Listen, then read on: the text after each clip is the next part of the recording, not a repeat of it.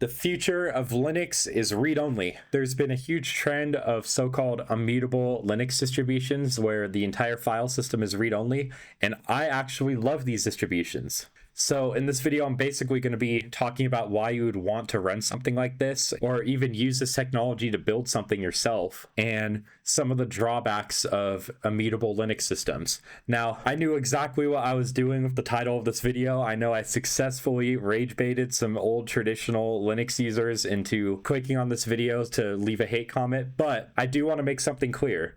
Traditional Linux distros are not going to be going anywhere. Immutable Linux distros don't give you as much control over your system as some people want. Some people use Linux because they want control over their system. And another thing is, even the immutable distros, a lot of them are based on traditional Linux distros, and they need those traditional Linux distributions to continue to be around so that they actually have a platform that they can end up building stuff with. So as a developer using this technology, I see distros like Debian, Ubuntu, Fedora, Alma Linux, all as sort of package platforms that I can ultimately build what I want to build with using a immutable system. Now, why do we even need any of these distros in the first place? Well, dependency hell is still a real thing. So if you were to use something like an Arch system, over a long period of using Arch, you're going to be installing and removing certain packages you don't want or don't need anymore. And eventually there's just going to be bloat building up over time on your operating system. Yes, a lot of package managers, in fact, almost all of them, do have tools to remove unneeded dependencies, but it's not even just dependencies. Sometimes you may make a major configuration change to your system, like if we're using the Arch example,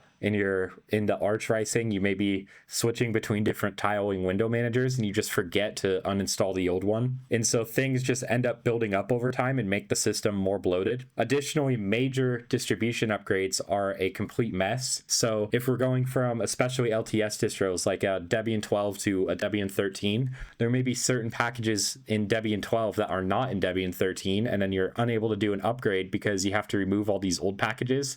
And just doing major distro upgrades is a perfect way to break your system, which is why most people just do a full reinstall when they're doing that. Additionally, sometimes you just have dependency weirdness. Like there's an entire subreddit called r/gettinggnomed where people are installing just one specific app, and then all of a sudden they were running Linux Mint Cinnamon, and now they randomly have GNOME on their system and it auto switched, and now their system looks completely different and they're confused. That's, like I said, literally a whole subreddit for this, and it isn't just GNOME.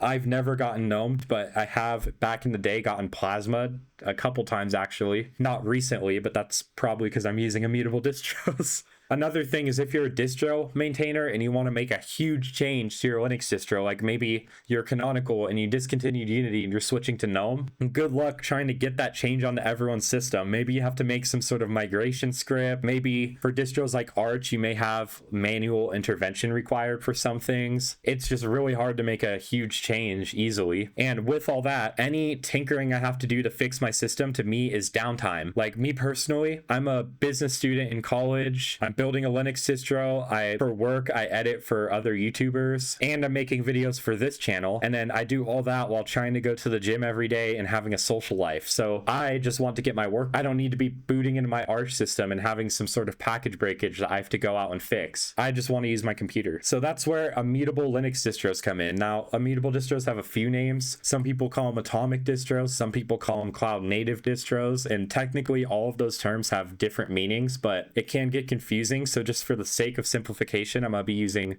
the term immutable Linux for this video. But with these types of distributions, the core OS is actually locked down and read-only, and updates apply as a whole image or snapshot essentially. Now, just to visualize it here, this is a super oversimplification, but here's what a traditional Linux package system would look like. So typically you would have thousands of different packages, but we're just grouping them together to make it simpler. So you'd have your kernel, your drivers, desktop libraries that your apps need, and then your desktop environment, and then your apps. They're all being provided through packages. Now let's show what it would be like for one of these types of systems to do an upgrade. So each individual component gets updated separately. So the package manager would upgrade the kernel, and then it would update all your drivers, and then it updates your desktop libraries and everything like that, and vice versa. However, let's say app 1 that is currently on version 1 hasn't had a version 2 yet, but then the desktop libraries had a version 2. However, the desktop libraries here made some breaking changes and changed how the API works, which means that app version 1 wouldn't be able to work with version 2 of these desktop libraries. So now you have a broken app right here. Now let's say desktop libraries version 3 has came out, and now desktop version 2 hasn't updated to support desktop libraries version 3. Well, now your entire desktop is broken. So that is the type of potential issues you can get with a traditional system. Now here's what a immutable Linux system would look like. So you have your operating system, which contains everything you need to have a, functional operating system. And then usually your apps are running through Flatpaks. So then your apps are actually separate from the operating system and can actually include its own libraries that it needs, even patch versions if it needs to. So now when you're doing an operating system upgrade, instead of each individual package being upgraded, the operating system itself gets upgraded as a whole. And then the apps you have also get upgraded as a whole, including its own libraries. So then your app that still requires desktop libraries version 1 is able to run on top of your system that has desktop libraries version 2. And then if the immutable distro is well maintained enough, developers are going to know to not break anything in this core operating system environment instead of depending on the original packages to be doing their own thing correctly. So this system is actually how things like iOS and Android work for the most part. And that is why I guess it maybe might have happened, but it's pretty much unheard of for an update to end up breaking an iPhone or even an Android phone. Now, there are quite a few different Linux distributions implementing systems like this. However, I'm not going to talk about all of them because then this video would just be unnecessarily long. But I'm going to be giving 2 examples of different types of atomic distributions. But again, this isn't all of them. First off is the Bootc family. So I'm personally building a distribution in this family, so keep that in mind. I am biased and I have skin in the game. But what this allows you to do is take a Docker file and take a base distro that also supports Bootc, like Alma Linux Atomic, and then run whatever scripts you might need to do, make any configurations you want to the distro, and you get out a bootable container image that contains your operating system. And this gives distro maintainers complete control over the system that they're trying to build. And this is used by distributions like Fedora Silverblue, the Universal Blue Group to build distributions. And like I said, I'm using this for my project StillOS. And one of the huge benefits of this is everybody running your Bootc container or your operating system, your Linux distro that is using this technology. Every single system, if they're on the latest version, is almost identical, which gets rid of a lot of different types of bugs that someone may report, but then the developer can't reproduce it. It gets rid of the "it works on my machine" type bugs. And another important thing about this is it allows building OS experiences. So distros using this technology are able to be extremely opinionated. Since images are being built fresh every time you push out an update, you don't need to worry about changes that may require a migration for the most part, unless you need to migrate settings. And you're not going to have a package manager update end up breaking the system. Now, what I mean by experiences, and I'm going to be using the Universal Blue project as an example of this, but this is a group that uses the Bootc technology that is being developed by Red Hat and used in Fedora Silverblue. And they're able to take Fedora Silverblue and merge it into all these different operating system images that are super reliable and customized for certain use cases. So you have Aurora, and this is supposed to be just a very, very stable Linux distro that just works. You have Bazzite, which is a huge gaming distro. They maintain a bunch of images for different types of hardware. You can set it up to look like a Steam Deck. They have all these different tweaks and things to make gaming just work a lot better. And then you have Bluefin, which is kind of supposed to be like a Ubuntu desktop style experience, but built on top of Fedora and this Bootc technology. But even aside from that, you can go even further, as someone in the Bootc community has built a Fedora-based Linux system that looks exactly like Windows 95. And any changes they need to make to the setup, they can just put in a new image here. And they're able to be very opinionated with their setup, which their opinion is they want a Windows 95 desktop in this situation, and easily able to make whatever changes they need in order to fit this vision here. So for my project, StillOS, I'm trying to make just a very consumer-friendly Linux distro with a bunch of no modifications, web app integration, and a curated software center. And having complete control over the base OS like this allows me to to move fast, iterate, make whatever design changes I need to do without having to worry about all this package migration stuff. Now, a lot of people have asked me why I'm not contributing to one of the Universal Blue projects and I'm doing my own thing instead.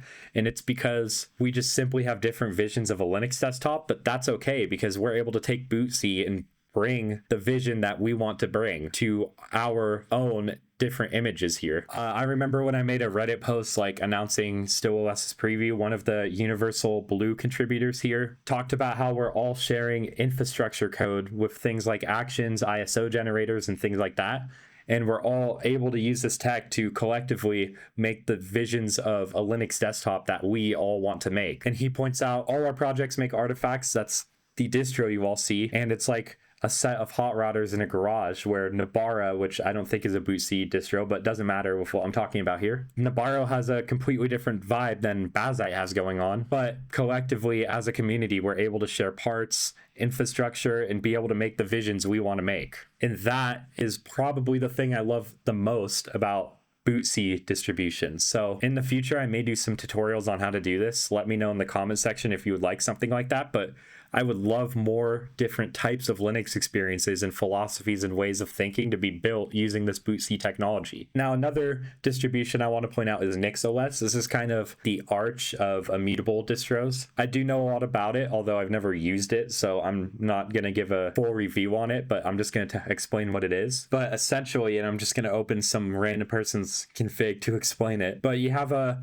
NixOS config file that ends up building out your system, or you wanted to have an identical setup on multiple different devices, you can just export your config and use it in another NixOS installation. Now, this is a very advanced distro. You kind of have to learn like a full programming language in order to use it. It is even harder to use and set up than Arch for the most part. But if a read-only system like this is enticing you, but you still want like complete control over your system, this is a really good option. Now, another use case for these immutable Linux distros that I wanted to point out too, I forgot to make a slide for this, but I'm just going to show the website. But GNOME creates a immutable Linux distro called GNOME OS, and it's not made to be used as a daily distro. They're able to have a image of GNOME, essentially all of the target packages GNOME is made for, essentially a reference implementation of GNOME. And then when they're trying to test out bugs and features and things like that, they have a complete reproducible setup here that they're able to use for any development related tasks that they need to do. And this is actually a great way to have people test out GNOME too. You can grab a nightly GNOME OS image with like beta and release candidate versions of GNOME 50, which as of recording this isn't out yet, but it is about to come out, but that's not the point. The point is they can have sort of a preview version of GNOME without distributions having to package it for them, or they having to produce patch packages for other distros. They're just able to have a read-only GNOME system with whatever the version is and test things out. KDE Plasma is working on something like this too, called KDE Linux. This one they're saying can be a more user-focused operating system. It isn't purely just a test image like GNOME, but they're able to have a reference implementation of Plasma and KDE on an OS that they can test things out on. That said, there are a lot of drawbacks of immutable distros. For one, if you aren't using something like NixOS, you do get a lot less user control because you are on a read-only file system. Additionally, app installation has to be done through non-operating system methods. So instead of using a package manager, you have to use something like Flatpak or AppImage. There is a tool called Drawbacks that a lot of these immutable distributions pre-install, and it allows you to create a container of any other distro you want and install packages through that. This actually works on traditional Linux systems too, but this is a very good tool on immutable distros specifically because of the limitations. Now, my distro StillOS actually ships its own terminal that heavily integrates these DistroBox containers. So I have an Arch container I use. Now, I mainly use it because I do a lot of video work and I use FFmpeg sometimes, and I'm not including FFmpeg in the StillOS base image due to licensing stuff and just trying to keep the system not that bloated. So instead, I just have a little Arch container, and then I can run whatever FFmpeg commands I need to run through that. Now, another thing to know is this is a very different style of Linux system. Things are very different, and there's multiple different types of immutable distribution technology being shipped too. Like I talked about Nix and Bootc, but there's other immutable distros using other types of immutable tech to achieve this type of thing. And these types of systems are significantly different from traditional Linux systems. And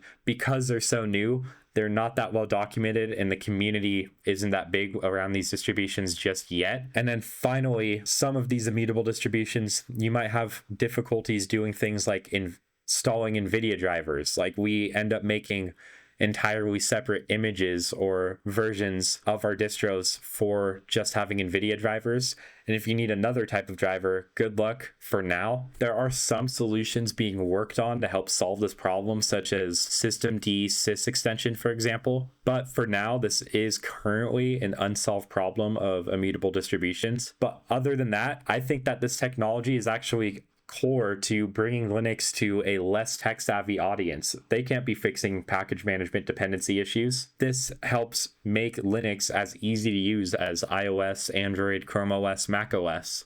So let me know in the comment section below, are you going to go read-only, or are you already going read-only? Or do you hate this and I'm gonna get another video with a 70% dislike ratio? Let me know in the comment section below. If you liked this video, you might like my Seagull talk on how to make Linux mainstream, which you can see right here. And in that video, I talk about how this technology is going to help make Linux mainstream. And other than that, I'll see you guys in the next video.